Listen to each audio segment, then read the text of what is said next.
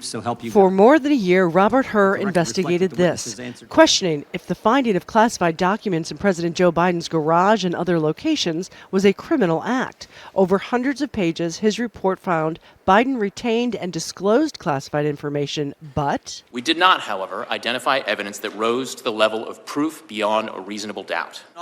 Republicans are outraged, comparing his dismissal to a different special counsel that has charged former President Donald Trump in a 40-count indictment over his handling of classified documents after he left office. Biden and Trump should have been treated equally. They weren't, and that is the double standard that I think a lot of Americans are concerned about. It's unfortunate that we have a Department of Justice that will treat one person one way and somebody else a different way. It's a sad day for America.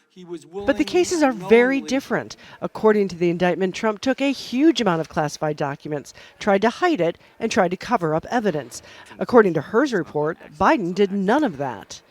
Democrats are just as angry at the special counsel, but because of what else he put in his report, saying if he tried Biden, the jury would likely see him as a sympathetic, well-meaning, elderly man with a poor memory. You're doing everything you can do to get President Trump reelected. You chose a general pejorative reference to the president.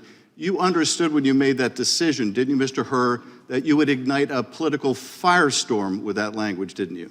Congressman, politics played no part whatsoever. And they brought in video to cast doubt on Trump's fitness to be president. And let me begin by wishing you a beautiful, look, you remember this, do you remember? We are a nation that just recently heard that Saudi Arabia and Russia will repeat. God bless the United States. A nearly 4-hour-long hearing outlining what will likely be the central theme of the upcoming presidential election. Both parties tried to convince the American public that the other side's candidate simply isn't fit for the job of president. Patty Culhane, Al Jazeera, Washington. Make sure to subscribe to our channel to get the latest news from Al Jazeera.